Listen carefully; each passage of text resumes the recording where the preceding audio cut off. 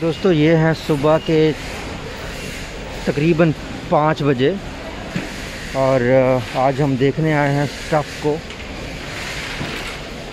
ये फूड से रिलेटेड अगर जो लोग बिज़नेस में इंटरेस्टेड हैं उनको मैं एड्रेस दे दूंगा इस मार्केट का, जहाँ पे आप डिस्ट्रीब्यूटर से जो है ना ले सकते हैं कोई भी चीज़ जो आप लेना चाहते हैं।